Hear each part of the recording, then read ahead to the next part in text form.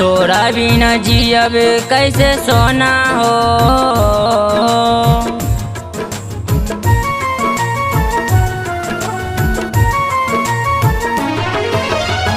तोरा बिना जियब कैसे सोना हो, जिंदगिया वीरान हो जाई। तोरा बिना जियब कैसे सोना हो, जिंदगिया वीरान हो जाई। तोहरा के चाहत नइखी खोना हो, तोहरा के चाहत नइखी खोना हो, जिंदगिया वीरान हो जाई।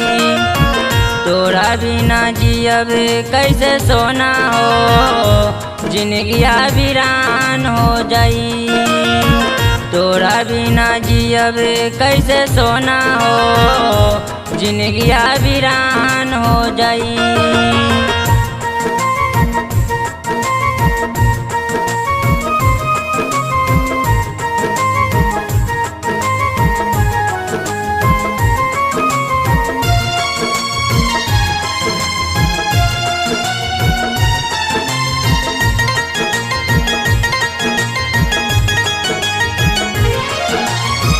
काहे दिल लगैलू हो, प्यार में फंसैलू हो, मजनू बना के हमके बेवफा हो गैलू हो।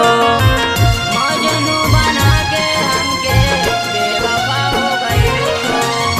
काहे दिल लगैलू हो, प्यार में फंसैलू हो, मजनू बना के हमके बेवफा हो गैलू हो।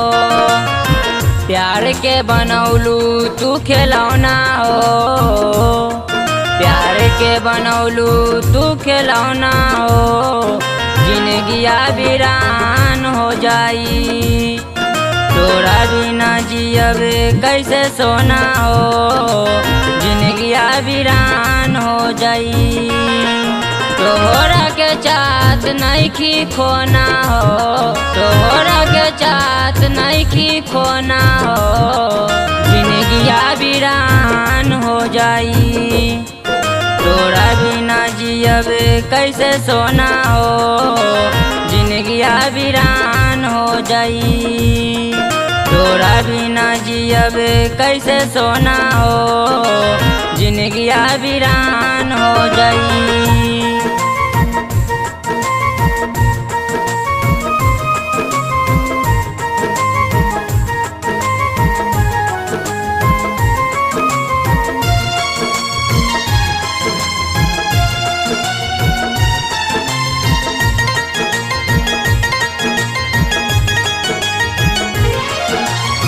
चल गइलू दोसरा संगे हाथ मोर छोड़ाई के, का पैबू बोला जान दिल मोर दुखाई के।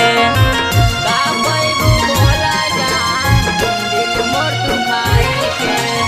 चल गइलू दोसरा संगे हाथ मोर छोड़ाई के, का पैबू बोला जान दिल मोर दुखाई के।